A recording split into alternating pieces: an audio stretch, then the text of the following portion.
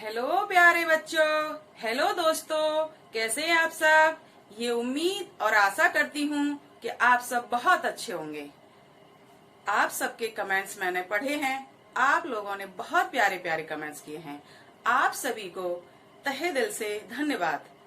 जिन्होंने भी हमारी वीडियोस देखी हैं और हमारी वीडियोस को लाइक किया है, कमेंट किया है और हमारे यूट्यूब चैनल को सब्सक्राइब किया है, उन सभी को तहे दिल से बार बार धन्यवाद।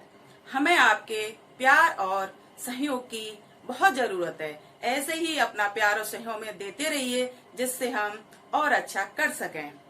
और जिन्होंने भी हमारा इस चैनल को अभी तक सब्सक्राइब नहीं किया है, तो उनसे मेरा विनम्र निवेदन है कि वो हमारे इस YouTube चैनल को सब्सक्राइब करें और हमें अपना प्यार और सहयोग दें, जिससे हम और अच्छा कर सकें। तो चलिए शुरू करते हैं आज की क्लास।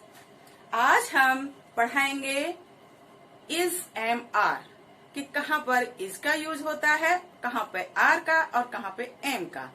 तो मैंने बोर्ड पे सारी चीजें नोट कर दी हैं, जिससे आपको अच्छे से समझ में आ जाए और टाइम भी वेस्ट ना हो। तो चलिए समझते हैं इज। सबसे पहले इज क्या है। इज सिंगुलर है। इज सिंगुलर है। जितनी भी नाउन्स और प्रोनाउंस आते हैं सिंगुलर, उनके साथ में यूज होता है। यानी एक चीज के साथ में, एक व्यक्ति, एक पर्सन, एक वस्तु, इन सब के साथ में इज का यूज होता है। ओके, तो समझिए कहाँ कहाँ पर यूज होता है। ही, सी, इट, ये क्या है, ये सब हमारे प्रोनाउंस हैं। ठीक। ही कौन होता है। ही आता है पुल्लिंग के लिए। पुल्लिंग मतलब इंग्लिश में उसको मैस्कुलिन जेंडर कहते हैं। तो ही आता है मैस्कुलिन जेंडर के लिए, बॉय के लिए।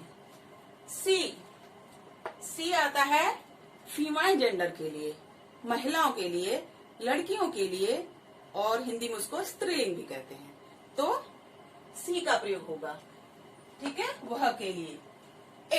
इट मीन्स यह या इस, ठीक है। जैसे आज वर्षा हो रही है, ठीक है, इस तरह के जो वर्ड आते हैं, आज बहुत गर्मी है, तो इस तरह के जो वर्ड आते हैं वहां पर इट का यूज होता है।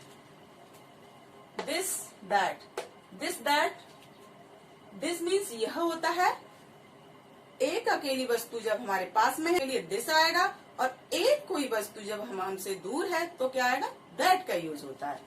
तो आप समझ गए होंगे, इसको मैं पिछली कक्षा में भी पढ़ा चुकी हूँ। तो चलिए आगे। ये तो हो गया हमारा इस का यूज। और सिंगुलर नाउन्स किसी का नेम हो, कोई अकेला इंसान है, कोई अकेला व्यक्ति है, कोई अकेला बॉय है, तो वहां पर क्या आएगा, सिंगुलर नाउन, उस पर इज का यूज होगा। ओके, चलिए अब एम का यूज कहाँ पे होता है। एम का यूज हमेशा आई के साथ में होता है। और आई कौन होता है, आई मैं। आप अपने आप को मैं कहेंगे, आई कहेंगे, आपकी मम्मी खुद को आई कहेंगी, आपके पापा खुद को आई, यानी सब स्वयं के लिए अपने आप को मैं कहते हैं। जब हम खुद कुछ करते हैं तो उसके लिए क्या यूज होता है, आई का यूज होता है। जैसे आई एम अ टीचर, मैं एक टीचर हूँ, ठीक है, इस तरह से। अब आइए आर का यूज कहाँ पे होगा। आर का यूज होगा प्लूरल्स के साथ में। जहाँ पर भी एक से ज्यादा लोग आएंगे, एक से ज्यादा चीजें होंगी, तो वहां पर किसका यूज होगा, आर का यूज होगा। आर क्या है, बहुवचन है, यानी आर जो है बहुवचन के साथ में यूज होता है। तो यू, वी, दे, दिस और दोज, ये हमारे बहुवचन यानी प्लूरल्स, ये प्लूरल्स है हमारे। अब यू मीन्स तुम होता है, तू होता है या आप होता है। ओके, तुम, तू, आप दूसरों को कहते हैं। वैसे यू एक के लिए भी यूज होता है, मगर यू का हमेशा यू को प्लूरल में रखा गया है। वी मीन्स हम, जैसे आई मीन्स मैं और वी मीन्स हम। जैसे we are family, okay, we are friends, यानी एक से ज्यादा लोग हों तो हम क्या कहेंगे, हम दोस्त हैं, हम एक फैमिली है। इस तरह से वी का यूज होता है।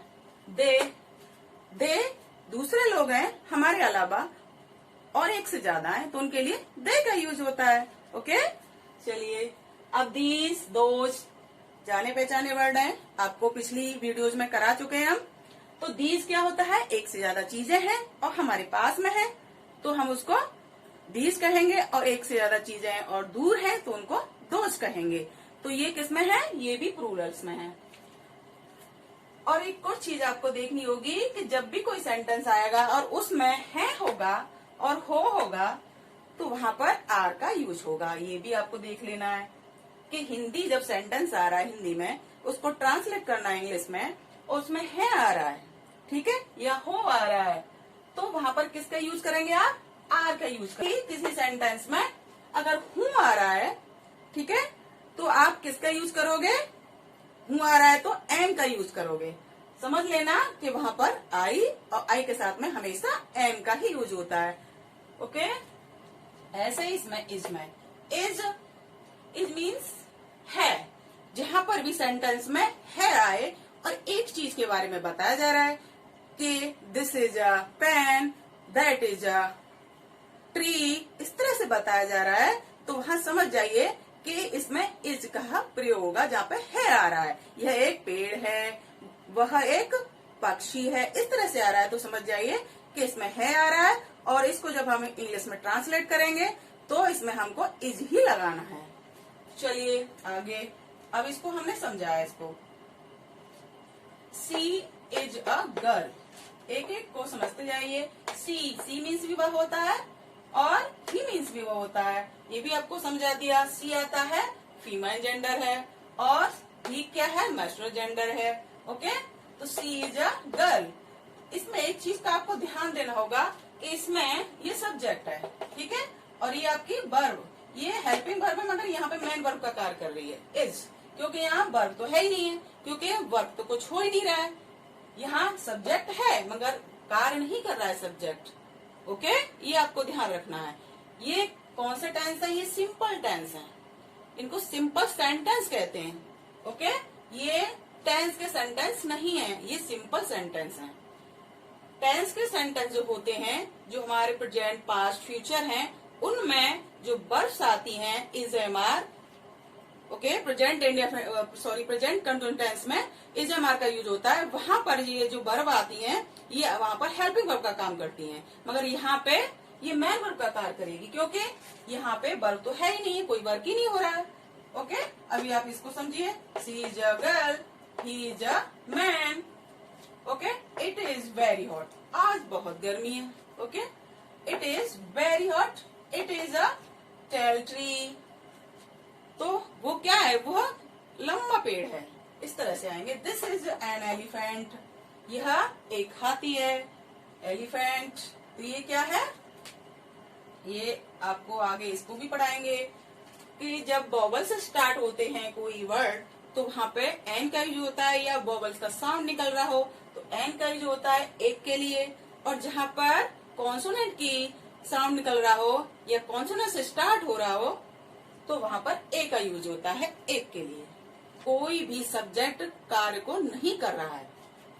I am a teacher, you are a doctor, ठीक है, यू आर डॉक्टर एक है, ध्यान रखिएगा, यू आर अ डॉक्टर, तुम एक डॉक्टर हो। Okay, we are a friends, हम क्या है, हम दोस्त हैं। ओके, दे आर प्लेयर्स, वे खिलाड़ी हैं, प्लेयर्स यानी खिलाड़ी हैं। दीज आर बुक्स, ये किताबें हैं। दोज आर ट्रीज, वे पेड़ हैं। ओके, इस तरह से आएगा। सी इज अ गर्ल, वह एक लड़की है। ही इज अ मैन, वह एक आदमी है। इट इज वेरी हॉट, आज बहुत गर्मी है। It is a tall tree, यह बहुत बड़ा पेड़ है, लंबा पेड़ है, इस तरह से। दिस इज एन एलिफेंट, यह एक हाथी है। दैट इज अ चेयर, वह एक कुर्सी है। इस तरह से इनका यूज होता है। आई होप आपको समझ में आ गया होगा। अगर नहीं आया हो तो प्यारे प्यारे कमेंट्स करिएगा और पूछिएगा, डाउट्स कोई रहा हो तो पूछिएगा भी कि हमको ये समझ नहीं आया। मैं नेक्स्ट वीडियो में उसको फिर से रिपीट करा दूंगी। ओके, एक बार और समझ लीजिए। ये इज है, इसका प्रयोग कहाँ होगा, सिंगुलर नाउन के साथ में, एक वस्तु के साथ में, एक पर्सन के साथ में, एक थिंग्स के साथ में। इसको समझ जाइए। एम का यूज कहाँ पे होगा? आई के साथ में और किसी के साथ में नहीं होगा, ये भी आप समझ लीजिए। आर का प्रयोग कहाँ पे होगा? जब एक से ज्यादा चीजें होंगी। मगर आप यू को जरूर समझ लीजिए। यू जो है हमेशा एक के लिए भी आता है, एक से ज्यादा लोगों के लिए भी आता है, ठीक है, मगर अधिकतर यू एक ही के लिए आता है। यू आर, तुम टीचर हो, you are doctor, you are teacher, you are student, इस तरह से आता है। वी, दे, दीज, दोज आपको सभी समझाई दिए हैं, तो आप समझ गए होंगे। अब बताइए, कोई डाउट हो तो बताइए, हम फिर से उसको समझा देंगे। ऐसी हमारी वीडियोस देखते रहिए और हमारी वीडियोस को पूरा देखा करिए और सारी वीडियोस देखा करिए और लाइक किया करिए, लाइक करिए, कमेंट भी करिए। लाइक कमेंट का कोई पैसा नहीं लगता है, तो आप लाइक कमेंट आराम से करिए, दिल खोल के करिए। अगर वीडियो अच्छी लगे, आपको लगे कि अपने फ्रेंड्स या रिलेटिव्स में हमें शेयर करना चाहिए, तो आप उसको शेयर भी करिए। इसके लिए आपको कोई अलग से पैसा नहीं देना है। तो आज की क्लास हमारी यही समाप्त होती है। फिर मिलते हैं एक नई क्लास में एक नए टॉपिक के साथ। तब तक के लिए गुड बाय।